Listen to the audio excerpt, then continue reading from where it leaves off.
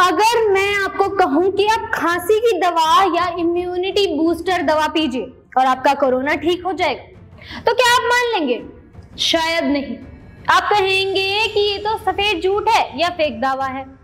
पर वहीं आपको एक जाने माने योग गुरु बाबा एक इम्यूनिटी बूस्टर को कोरोना महामारी की दवा बताते हुए मार्केट में बेचेंगे तो आप उसे खरीद लेंगे। अब इसे फेस वैल्यू कहें या सिचुएशन का फायदा उठाना या फिर जनता का आयुर्वेद पर अंधविश्वास। एक ऐसी भारतीय कंपनी जो अपने मिसलीडिंग एड्स के जरिए 200 करोड़ से 50,000 करोड़ का रेवेन्यू जनरेट करने लगी, वो कंपनी जिसके 1, 2 नहीं बल्कि 29 एड्स पर मिसलीडिंग होने के आरोप लगाए जाते हैं। नमस्कार, मैं शिखा मिस्ता और आज हम बात करेंगे पतंजलि के मिसलीडिंग एड्स केस की। दरअसल एक बहुत ही जानी मानी भारतीय आयुर्वेद कंपनी पतंजलि ने कोरोना महामारी के दौरान, जब हर कोई कोरोना से जूझ रहा था और चारों तरफ अफरा तफरी का माहौल था, उस समय 23 जून 2020 को कोरोनिल नाम की एक दवा निकाली जिसका नाम था कोरोनिल किट, जो लगभग 550 रुपए की थी, जो कि एक इम्यूनिटी बूस्टर दवाई थी। पर पतंजलि के फाउंडर योग गुरु बाबा रामदेव ने दावा किया था कि दवा कोरोना को 100% तक ठीक कर सकती है। दावा किया गया कि यह आयुर्वेदिक औषधि 14 दिन में कोरोना वायरस को जड़ से खत्म कर देगी। यह भी दावा हुआ कि इस औषधि की क्लिनिकल कंट्रोल स्टडी भी करवाई गई है, जिसमें 3 दिन में 100% में से 69% कोरोना के मरीज रिकवर हो गए, यानी उनकी रिपोर्ट्स पॉजिटिव से नेगेटिव हो गई और 7 दिन के अंदर तो सभी यानी 100% रोगी रिकवर हो गए। आश्चर्यचकित करने वाली बात तो ये थी कि भारत में इतनी बड़ी कंपनी का एक इतना बड़ा प्रोडक्ट लॉन्च हो गया, एक आयुर्वेदिक औषधि लॉन्च हो गई, पर इसकी खबर तो किसी को थी ही नहीं। ना तो आयुष मंत्रालय को इसकी कोई खबर थी और ना ही ICMR को, Indian council of medical research को। प्रोडक्ट लॉन्च होने की खबर जैसे ही आयुष मंत्रालय तक पहुंची, आयुष मंत्रालय ने एक नोटिस जारी कर दिया। उस नोटिस में था कि आप इस दवाई के प्रचार प्रसार को रोकेंगे, यानी कि इस दवाई का कोई भी ऐड नहीं चलेगा। आयुष मंत्रालय ने पतंजलि को चेतावनी दी कि अगर ठोस वैज्ञानिक सबूत के बिना कोरोना के इलाज की दवा मार्केट में बेची गई तो उन पर ड्रग्स एंड रेमेडीज एक्ट के तहत एक्शन लिया जाएगा। पहले इस दवाई की पूरी तरह जांच होनी चाहिए, उसके बाद ये दवाई लोगों तक पहुंचनी चाहिए। ये दवाई उत्तराखंड स्टेट लाइसेंसिंग अथॉरिटी द्वारा लाइसेंस्ड तो थी, पर कोरोना के 100% इलाज के तौर पर नहीं। लाइसेंसिंग अथॉरिटी ने प्रोडक्ट लॉन्च के बाद कहा कि पतंजलि की दवा को इम्यूनिटी बूस्टर के रूप में लाइसेंस दिया गया था।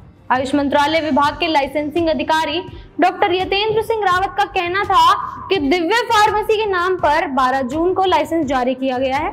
लाइसेंस में कोरोनिल वटी समेत 2 अलग अलग मात्रा वाली श्वासारी दवा को इम्यूनिटी बूस्टर बताया गया है।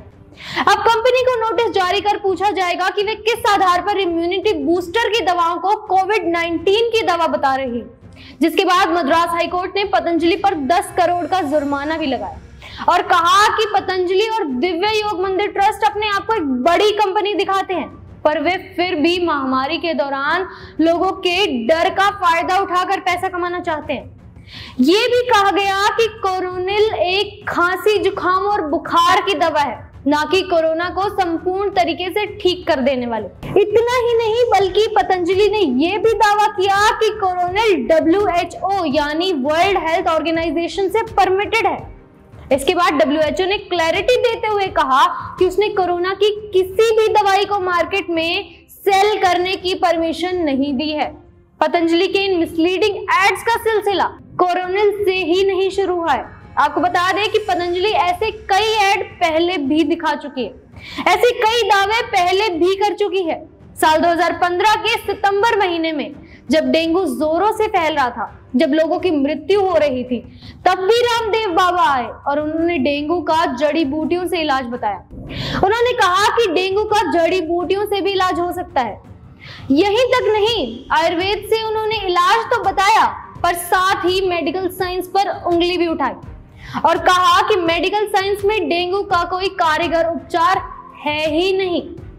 ऐसा ही कुछ 2015 में हुआ जब नेस्ले की मैगी बैन कर दी गई, तब पतंजलि ने अपने आटा नूडल्स लॉन्च किए और उसके एड निकाले, पर शायद वह FSSAI की परमिशन लेना भूल गए। फिर अक्टूबर 2019 में डेंगू के चलते डेंगुनिल वटी निकाली गई। दावा किया गया कि डेंगुनिल डेंगू का संपूर्ण इलाज कर सकती है।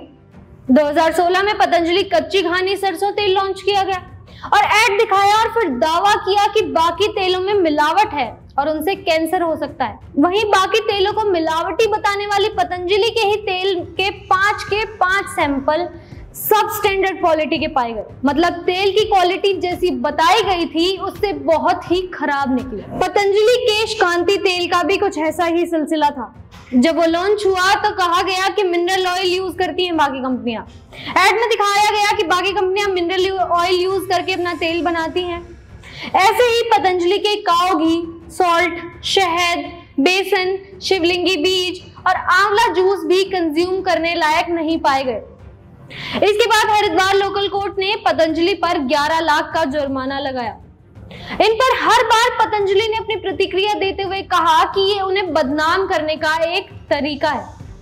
इतने भ्रामक और मिसलीडिंग विज्ञापनों के बाद IMA यानी इंडियन मेडिकल एसोसिएशन ने पतंजलि पर सुप्रीम कोर्ट में याचिका दायर की, जिसके बाद सुप्रीम कोर्ट ने पतंजलि को वार्निंग देते हुए कहा कि अगर पतंजलि इसके बाद ऐसे भ्रामक एड्स दिखाती है तो उसे प्रति एड यानी हर एक ऐसे मिसलीडिंग एड पर 1 करोड़ का जुर्माना लगाया जाएगा। पतंजलि के 29 ऐसे एड्स पर भ्रामक होने का आरोप लगाया गया और उन पर केस दर्ज कराया गया। इसके बाद से ही पतंजलि के फाउंडर बालकृष्ण और योग गुरु बाबा रामदेव लगातार सुप्रीम कोर्ट में पेश हो रहे हैं। तारीख पर तारीख निकाली जा रही है पर उन्हें माफी नहीं मिल रही है। उन्होंने सुप्रीम कोर्ट में माफी भी मांगी और सुप्रीम कोर्ट ने उन्हें कहा कि वे ये माफीनामा अखबार में निकलवाएं। अब कब तक ऐसी मल्टीनेशनल कंपनियां जनता को अपने भ्रामक विज्ञापनों से भ्रमित करती रहेंगी और कब तक हमारे जैसी जनता इनके भ्रामक विज्ञापनों के जाल में फंसती रहेंगी? आपकी इस रिपोर्ट पर क्या राय है हमें कमेंट सेक्शन में जरूर बताइएगा। तब तक के लिए मैं इशिका, कैमरा पर्सन।